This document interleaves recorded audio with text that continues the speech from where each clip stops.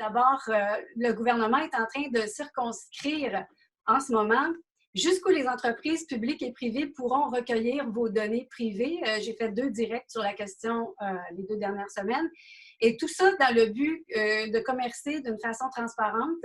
Il y a plusieurs lois qui sont en train de se mettre en œuvre ou qui ont déjà été mises en œuvre. La loi 6, la loi 19, la loi 64, la 95, la 28, tout ça, pour vous en nommer quelques-unes, et qui pouvaient protéger donc la sécurité et faciliter l'administration du commerce puis de la vie privée, des données en particulier, publiques et privées.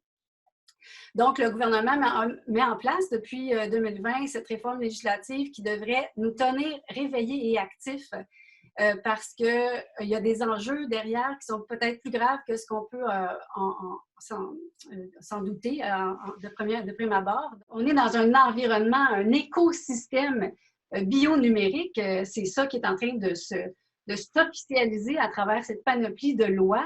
Lorsqu'on parle d'identité numérique, on oublie de traiter la question de l'objet même, qui est le téléphone cellulaire. Donc, par extension, l'écosystème numérique ouvre la porte à un commerce infini d'objets connectés, comme vous en parlez souvent. Est-ce que vous pouvez nous expliquer à quoi nous sommes connectés? Puis, est-ce que le téléphone cellulaire peut devenir un outil de traçage humain et de modification des comportements de masse grâce aux antennes relais? Vous pouvez être localisé avec une précision dans l'espace qui est comparable à la densité des antennes relais. Plus il y en aura, plus on va connaître votre position avec précision. Donc, avec la 5G, on va savoir où vous êtes, probablement également où vous êtes dans votre maison.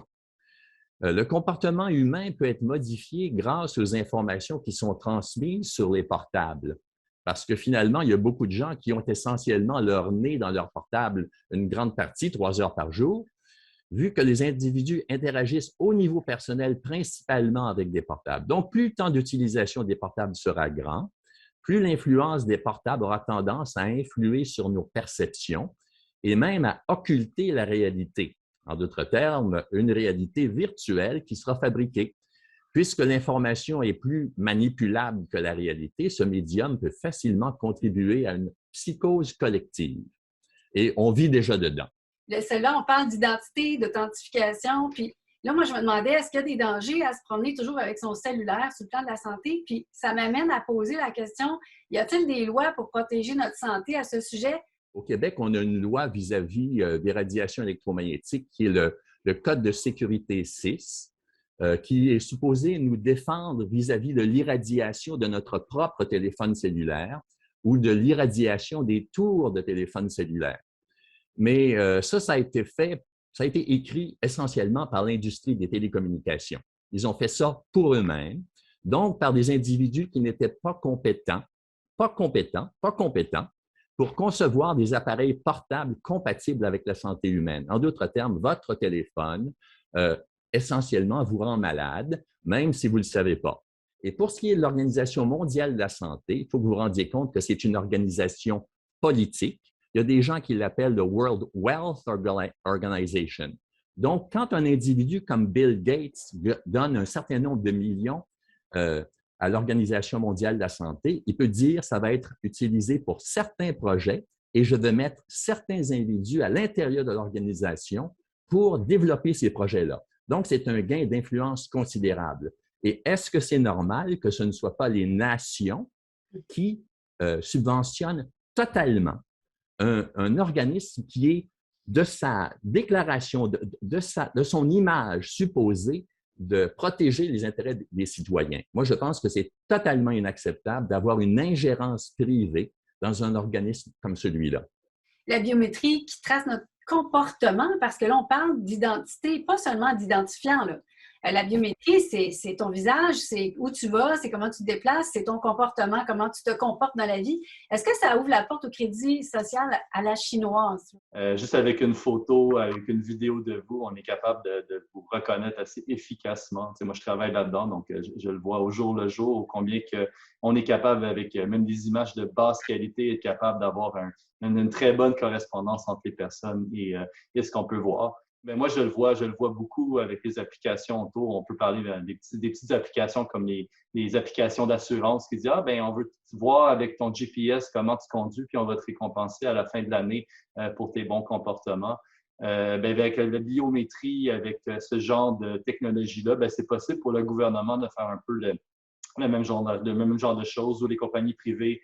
Le gouvernement, on parle souvent de l'utilisateur payeur. Donc, est-ce que dans le fond, au niveau du gouvernement, on va introduire la notion de on veut s'assurer que tu es un bon citoyen. Donc, pour le contrat social, est-ce que dans le fond, on veut juste voir avec tes petits comportements si oui ou non tu es capable de faire partie de notre contrat social d'être québécois avec ton identité. Donc, si tu nous permets, nous, on veut juste vérifier. C'est un peu ce qui est arrivé en Chine, finalement. C'est qu'il faut s'assurer, finalement, que tout le monde est dans le moule, finalement, du contrat social. Les gens acceptent de, finalement, dire oui, c'est bon, il n'y a pas de problème. C'est pour le bien-être comme de tout le monde qui est autour de nous. Donc, tu sais, c'est fait dans une belle intention, mais en même temps, on perd énormément de souveraineté avec ce genre de proposition qui est faite en arrière. Dans le contexte d'une banque, à quoi ça sert la biométrie? Est-ce que c'est vraiment pertinent? On invente beaucoup de besoins aujourd'hui. Hein? Donc, si un besoin commence à être nécessaire parce qu'on l'a assez poussé pour que ça le devienne, j'imagine que ça va le devenir comme, tu sais, aujourd'hui. Qui aurait cru qu'un téléphone cellulaire, tout le monde en aurait eu un, puis qu'on fasse autant de choses dessus? C'est qu'on a poussé tu sais, je veux dire, un courriel aujourd'hui, ça n'a pas changé. Mm-hmm. Mm-hmm. Donc, on pousse beaucoup la technologie, puis je pense que c'est un élan, c'est un momentum, ça fait partie de, on va dire, beaucoup de personnes qui sont inspirées à nous faire vivre de nouvelles expériences à travers la technologie. Puis peut-être, je ne sais pas qu'est-ce qui va s'en venir avec la biométrie, mais écoute, si tu n'utilises pas un produit qui utilise ta biométrie, je ne vois pas pourquoi il l'aurait. L'identification, OK, c'est public, ça. Il faut que la banque sache avec qui ils font affaire. Il faut que le gouvernement sache avec qui il fait affaire. Donc, identification parfaite. Et même les méthodes efficaces pour assurer l'identification. Mais votre identité, c'est différent, c'est votre propriété exclusive. On doit parfois porter un passeport lorsqu'on voyage à l'étranger. On peut, dans certains cas, vous demander plus d'informations dans votre pays suite à certains événements qui pourraient avoir des conséquences pénales ou légales. Donc, à certains moments donnés, vous devez donner des informations. Mais exiger le port de l'identité ne devrait être obligatoire que dans des nations opprimées où tout individu est considéré comme coupable par défaut par l'État.